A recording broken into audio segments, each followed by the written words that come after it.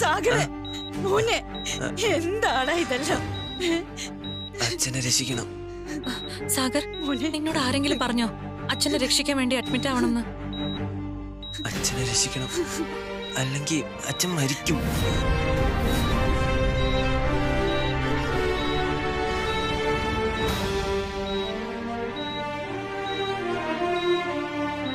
നിങ്ങളെന്തിനാ പേഷ്യന്റിനെ ശല്യപ്പെടുത്തുന്നേ? കാര്യങ്ങളൊക്കെ ഞാൻ പറഞ്ഞതല്ലേ. എന്റെ മോനായി കിടക്കുന്നത്. എനിക്കറിയണം അവൻ എന്താ സംഭവിച്ചെന്ന്.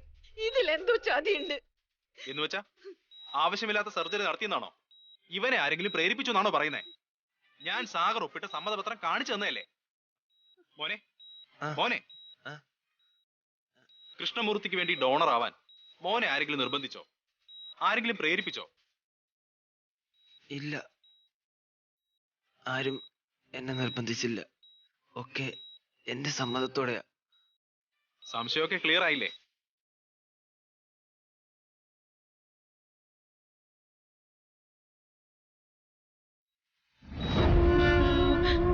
മോനെ സാഗര, ഇപ്പൊ എങ്ങനെയുണ്ടടാ നിനക്ക്?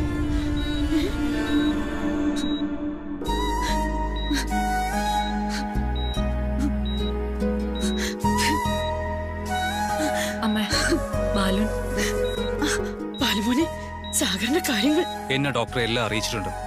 ഒക്കെ ഞാൻ നോക്കിയോളാം. അല്ല, അവന് സാഗറിന് കുറച്ച് സമാധാനം വേണം.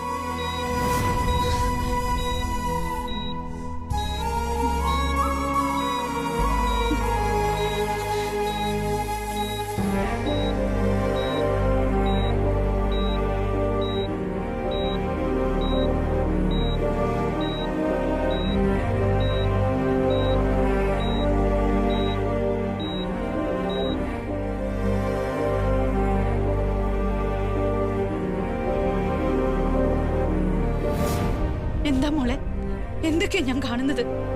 സാഗറിന് ശരിക്കും എന്താ സംഭവിച്ചത്? അമ്മ, കൃത്യമായി പ്ലാൻ ചെയ്ത് എന്തോ ചില നീക്കങ്ങൾ ഇവിടെ നടന്നിട്ടുണ്ട്, അതുറപ്പാ. എല്ലാം കൂടെ കൂട്ടി വായിക്കുമ്പോ ഒരു ചതി തന്നെ സംഭവിച്ചിട്ടുണ്ട്. ആ ഗണേശ് മാമ, ഒരു മിനിറ്റ്. എന്താ മോളെ? എന്താ ശരിക്കും സംഭവിച്ചേ? സാഗറിന്റെ വിളിയൊക്കെ കേട്ടാ ഞങ്ങൾ അങ്ങോട്ട് ചെന്നത്. തളർന്നു കിടക്കരുത് മൂർത്തിയേട്ടൻ. ചോരയൊക്കെ പോയിട്ടുണ്ടായിരുന്നു. ചോര പോലെ എന്തോ ആണെന്ന് തോന്നുന്നു. ചോര പോലെ എന്തോ ആണെന്നോ? അതെന്താ ഗണേശ? മൂർത്തിയേട്ടന്റെ വായി നൊലിച്ച ചോര എന്റെ കയ്യിൽ വീണു. ഞാനത് തുടച്ചപ്പോ എന്തോ ചോര പോലെ തോന്നിയില്ല. ചോര പോലെ തോന്നിയില്ലെന്നോ? മോളെ, ഞാൻ പറഞ്ഞില്ലേ അന്ന് ആ മുണ്ടിൽ കണ്ട ചോരക്കറ. ഞാനത് സംശയം പറഞ്ഞല്ലേ. അന്നല്ലേ എന്നെ കൊല്ലാൻ നോക്കിയത്. ഈ അവസരത്തിൽ എനിക്ക് ഒരു കാര്യം കൂടി പറയാനുണ്ട് സുധാമണി. എന്താ ഗണേശ? സുധാമണിയുടെ മുന്നിൽ വെച്ച് എനിക്ക് അപർണമോളോട് മാപ്പ് ചോദിക്കണമെന്നുണ്ടായിരുന്നു. അത് ഞാൻ ഇവിടെ വെച്ച് ഇപ്പൊ ചെയ്യുക. മോളെ, എനിക്ക് മാപ്പ് തരണം. എന്താ ഗണേശ് മാമ, എന്നോട് മാപ്പ് ചോദിക്കോ? എന്തിന്? സുധാമണി, അന്ന് നിങ്ങൾ വന്ന് എന്നോട് ചോദിച്ചില്ലേ ഒരു രാത്രിയില് ഞാൻ മൂർത്തിയേട്ടന്റെ കൂടെ ഉണ്ടായിരുന്നു എന്ന്? അതെ. ഗണേശൻ മാമൻ എങ്ങനെ അറിഞ്ഞു അച്ഛന് നെഞ്ചുവേദനയാണെന്ന്? ഞാനല്ലേ മൂർത്തിയേട്ടനെ കൂട്ടിരുന്നത്. ഗണേശ മാമ അച്ഛന്റെ കൂടെ ഉണ്ടായിരുന്നു ഇന്നലെ രാത്രി 9 മുതൽ വെളുപ്പംകാലത്ത് 6 മണി വരെ ഞാൻ അവിടെ ഇരുന്നു. അന്ന് ഞാൻ മൂർത്തിയേട്ടന്റെ മുറി പോയിട്ടില്ല. എന്നെ ഭീഷണിപ്പെടുത്തി പറയിപ്പിച്ചതാ.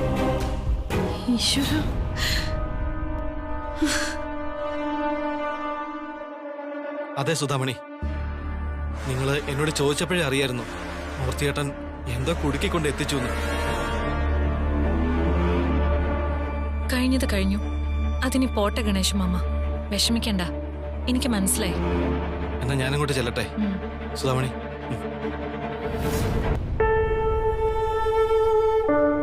മോളെ, അന്ന് ഞാനും മോളെ തെറ്റിദ്ധരിച്ചു. പോട്ടെ അമ്മേ, വിഷമിക്കണ്ട.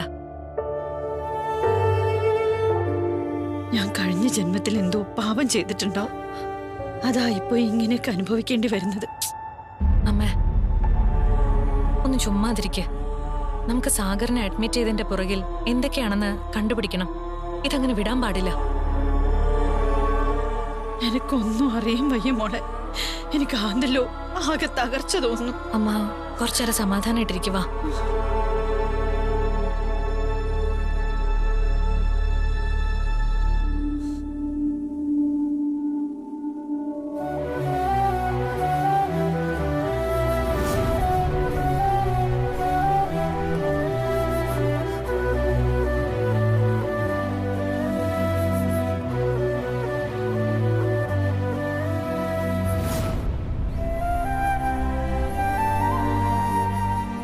അമ്മേ, ഇപ്പൊ എങ്ങനെയുണ്ട്?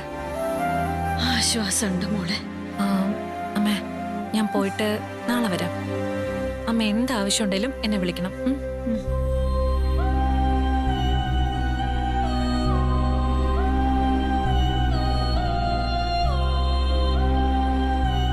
ഞാൻ ഇറങ്ങട്ടെ. ബാലു അല്ലേ മോളെ അത്? ഏയ്, അവിടെ ആരുമില്ലമ്മേ. ബാലു അവിടെ നിൽക്കുന്ന പോലെ എനിക്ക് തോന്നി.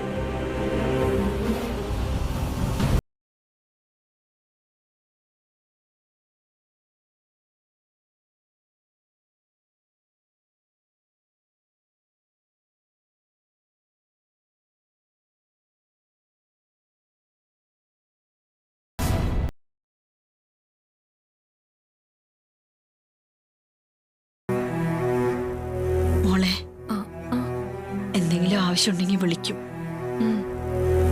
അത്യാവശ്യം ഉണ്ടെങ്കിലേ വിളിക്കൂ. എന്താവശ്യത്തിനും അമ്മയ്ക്ക് എന്നെ വിളിക്കാം. ശരി.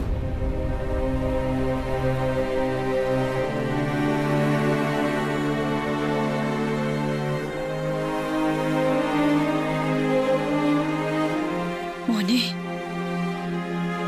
എനിക്കെന്തോ പേടി തോന്നുന്നു. ആ ഡോക്ടറുടെ സംസാരം കേട്ടപ്പോ എനിക്ക് വല്ലാണ്ട് പേടിയാവുക. എനിക്ക് അച്ഛനെ വേണം. അച്ഛൻ പാവാ. മോനെ, അച്ഛന്റെ കാര്യമല്ല പറയുന്നത്. മോൻ സൂക്ഷിക്കണം. അമ്മയ്ക്കെന്തോ പേടി തോന്നുന്നു. അമ്മ എന്തിനാ ആവശ്യമില്ലാത്ത കാര്യം ആലോചിച്ച് ടെൻഷൻ ആവുന്നേ?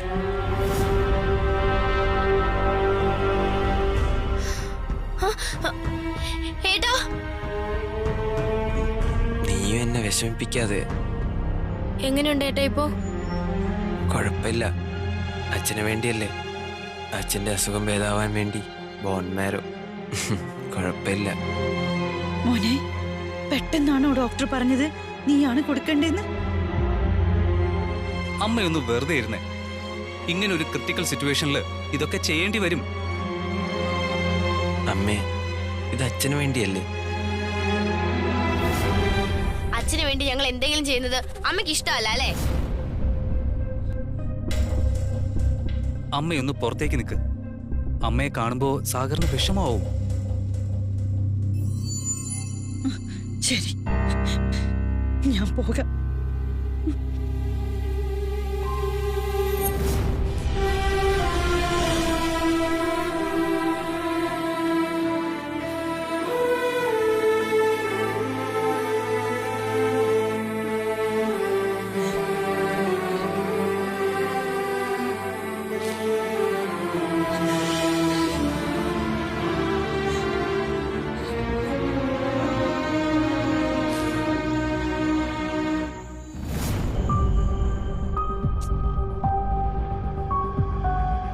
ഒറ്റ ദിവസം കൊണ്ട് നമ്മുടെ സന്തോഷമൊക്കെ അങ്ങ് തീർന്നല്ലോ അമ്മേ. ഞാൻ കരുതിയത് എന്നേക്കുമായിട്ട് അപ്പൊ അവിടെ നിങ്ങൾ വിട്ടു പോന്നതാണെന്നാ.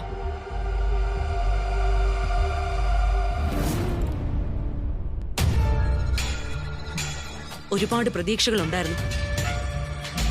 നമ്മൾ പ്രതീക്ഷിച്ചിട്ടൊന്നും ഒരു കാര്യമില്ല. ആ സുധാമണിയുടെ ഫോൺ വന്നപ്പോ അപ്പോ എല്ലാം മറന്നു. ചോദിച്ചതിന് വ്യക്തമായൊരു മറുപടി പോലും തരാതെയോ അവളിവിടുന്ന് പോയത്. യാമിനി, ആ സുധാമണി ജീവിച്ചിരിക്കുന്നിടത്തോളം കാലം കാര്യങ്ങൾ നമ്മൾ വിചാരിക്കുന്നത് പോലെ എളുപ്പത്തിൽ നടക്കില്ല. ഞാൻ അന്ന് സൂചിപ്പിച്ചില്ലേ, അതങ്ങ് വർക്കൗട്ട് ആക്കുക. എന്തോന്ന് വർക്കൗട്ട് ആക്കാന്? അങ്ങ് തട്ടിക്കളയുക. ഏയ്, അതൊന്നും വേണ്ട. വരട്ടെ വരട്ടെ വരട്ടെ എന്ന് പറഞ്ഞോണ്ടിരുന്നാലേ അങ്ങനെ അങ്ങ് ഇരിക്കേ ഉള്ളൂ. കാര്യങ്ങളൊക്കെ ഞാൻ നോക്കിക്കോളാം. നിങ്ങളൊന്നും അറിയണ്ടാന്ന്.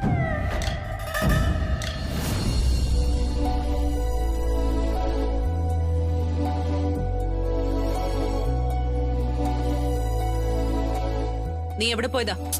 ഞാൻ പറഞ്ഞതല്ലേ അമ്മ വിളിച്ചിട്ട് ആശുപത്രി പോയതാന്ന്. ഏതമ്മയാടി നിനക്ക്? നിന്റെ അമ്മ ഇതാ നിൽക്കുന്നു. കുറെ നാളായിട്ട് കേൾക്കുന്നു അമ്മ അമ്മ അമ്മ. എന്താ സന്ദീപ്? എന്താ മോളെ? എന്താ പ്രശ്നം? പപ്പ, അത് ബാലുവിന്റെ അമ്മയെ ഞാൻ അമ്മന്ന് വിളിച്ചതുകൊണ്ട് അങ്കിള് ഭയങ്കരമായിട്ട് ഷൗട്ട് ചെയ്തു. എന്റെ മോൾ എന്ത് ചെയ്യണം എന്ത് ചെയ്യണ്ടെന്ന് തീരുമാനിക്കുക നിങ്ങളല്ല. എന്റെ മോളുടെ ഭർത്താവ് നിയമപ്രകാരം ബാലുവാ. ബാലുവിന്റെ അമ്മ അപ്പുവിന്റെ അമ്മ തന്നെയാണ്. ബന്ധുത്വം അളക്കാനും നിങ്ങൾ വരണ്ട. പറഞ്ഞു എന്ത് പറയാനായോ? മഹേഷ്, സന്ദീപേട്ടൻ എന്റെ സഹോദരനാ. അതുകൊണ്ടാ ഞാൻ മിണ്ടാതിരിക്കുന്നത്. എന്റെ സഹോദരനാണെങ്കിൽ പല്ല് 32 താഴെ കിടന്നേ. അപ്പുവിന്റെ അവസ്ഥയിൽ ഞാൻ വിഷമിച്ച് നീറുകയാണ്. ഇതിനിടയിൽ എല്ലാരും കൂടി അങ്ങ് ആഘോഷിക്കാം.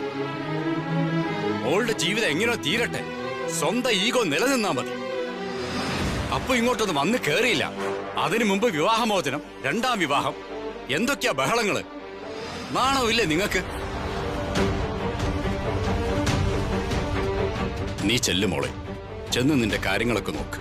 ഇവിടെ നടക്കുന്നതിനൊന്നും നീ ചെവി കൊടുക്കണ്ട. താങ്ക് യു പപ്പ. ശരി.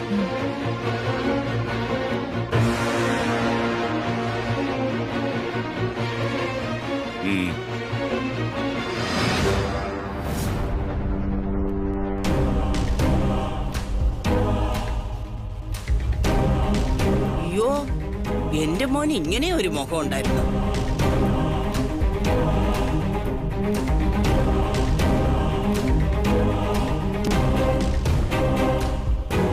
മഹേഷിന് മാത്രമല്ല, എനിക്കുണ്ട് വേറൊരു മുഖം. അത് ഞാൻ കാണിച്ചു കൊടുക്കാം.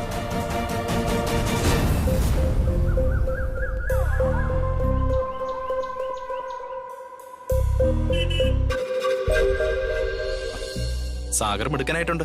ഡിസ്ചാർജ് ചെയ്താ സാഗറിന് ഇന്ന് തന്നെ വീട്ടിൽ പോവാം. Thank you doctor.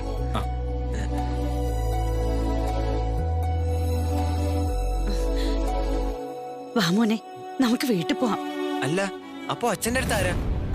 ബാലു ഉണ്ടല്ലോ, ബാലു നിൽക്കും. എനിക്ക് റെസ്റ്റ് വേണം. വന്നേ, നമുക്ക് വീട്ടിൽ പോവാം. ഇല്ല, ഞാൻ വരില്ല. ഞാൻ അച്ഛന്റെ കൂടെ നിന്നോളാം. മോനെ, ഞാൻ പറയുന്നത് കേക്ക്. അമ്മ ഒന്നും പറയണ്ട. എനിക്ക് അച്ഛനെ അറ്റൻഡ് ചെയ്യണം.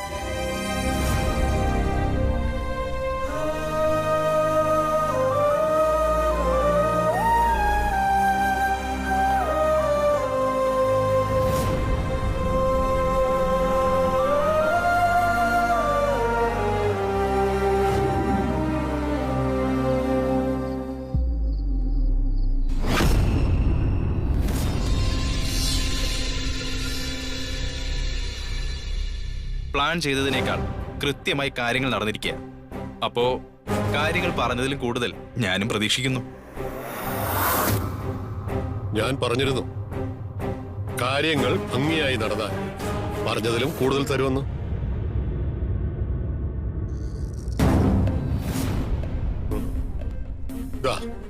ക്യാഷായും ബാക്കി ചെക്കായും പറഞ്ഞതിന്റെ ഇരട്ടിയുണ്ട്.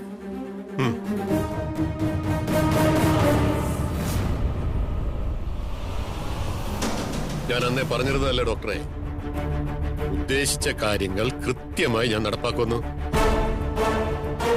അന്ന് സുധാമണിയെ കാർ ഇടിപ്പിച്ചത് മുതൽ ഓരോ ഘട്ടവും അത്ര കൃത്യമായാണ് ഞാൻ നടപ്പിലാക്കിയത്.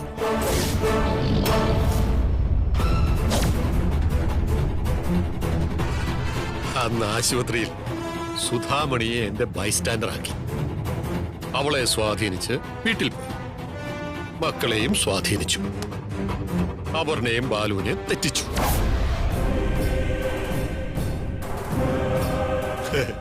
ഇപ്പോഴിതാ ഞാൻ ഉദ്ദേശിച്ചിരുന്ന ആദ്യത്തെ ഘട്ടവും കടന്നു.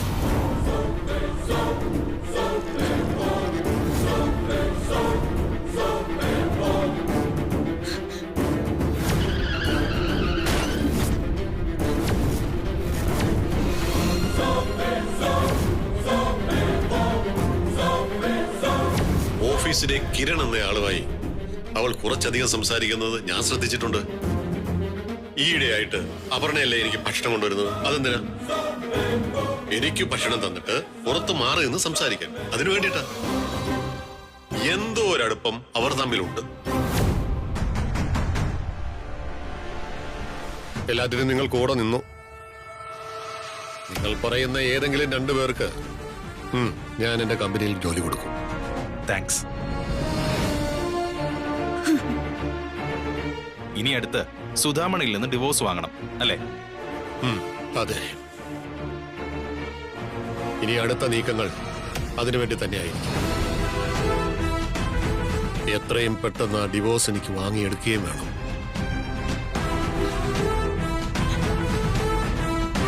സുധാമണിയിൽ നിന്ന് ഡിവോഴ്സ് വാങ്ങിയാൽ ഉടൻ രേണുകയെ ഞാൻ നിയമപരമായി വിവാഹം കഴിക്കും. അതോടെ സ്വത്തുക്കളുടെ അവകാശി രേണുകയാവും. ഞാനൊരു വമ്പൻ വ്യവസായിയാണെന്ന് സുധാമണിയും പിള്ളേരും അറിഞ്ഞാൽ അവർ അവസാനം അവകാശം ചോദിച്ചേക്കും.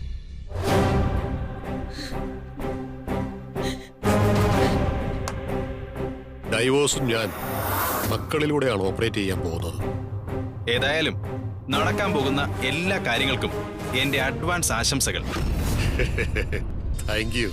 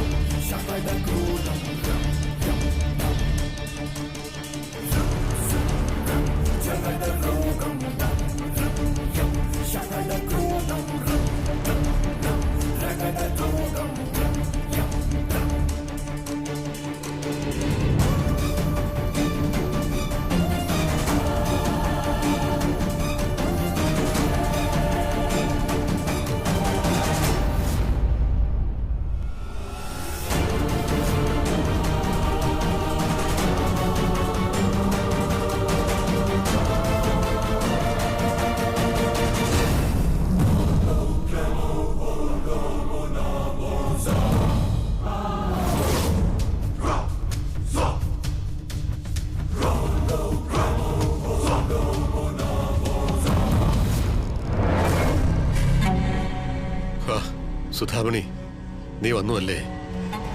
ഞാൻ കരുതി നീ എന്നെ തിരിഞ്ഞു നോക്കില്ല എന്ന്. എന്തായാലും നിനക്ക് വിശ്വാസമായല്ലോ അല്ലേ ഞാൻ പറഞ്ഞതൊക്കെ സത്യമാണെന്ന്? എനിക്കത് മതി. സത്യമാണെന്ന് വിശ്വസിച്ചില്ലെങ്കിൽ എന്നെ ഇടിച്ചു കൊല്ലാൻ ആളെ അയക്കുമായിരുന്നില്ലേ? എന്താ സുധാമണി? നിങ്ങളൊരു കുഴപ്പക്കാരനാണെന്ന് ഇടയ്ക്ക് തന്നെ ഞാൻ മനസ്സിലാക്കിയതാ. പക്ഷേ ഇങ്ങനൊരു പരമ ദുഷ്ടനാണെന്ന് ഞാൻ അറിഞ്ഞിരുന്നില്ല. ചതിയോ സുധാമണി? ഞാൻ എന്നിട്ട് ഞാൻ ആ ചോര കുടിക്കും. നിനക്കെന്താ ഭ്രാന്ത് പിടിച്ചോ സുധാമണി? നീ എന്തൊക്കെയാ ഈ പറയുന്നത്? നിങ്ങളുടെ ചോരയല്ലേ സാഗർ? നിങ്ങളുടെ മകൻ അച്ഛാന്നും വിളിച്ച് നിങ്ങളുടെ പുറകെ നടന്ന അവനെ നിങ്ങൾ ചതിച്ചില്ലേ ദുഷ്ട? സുധാമണി, എന്റെ ക്ഷമയെ പരീക്ഷിക്കരുത്. തന്റെ ഒരു ക്ഷമ എല്ലാം കേട്ടു ഞാൻ. ഡോക്ടർക്ക് കൊടുത്ത കൈക്കൂലിയുടെ വലുപ്പം ഞാൻ കണ്ടു.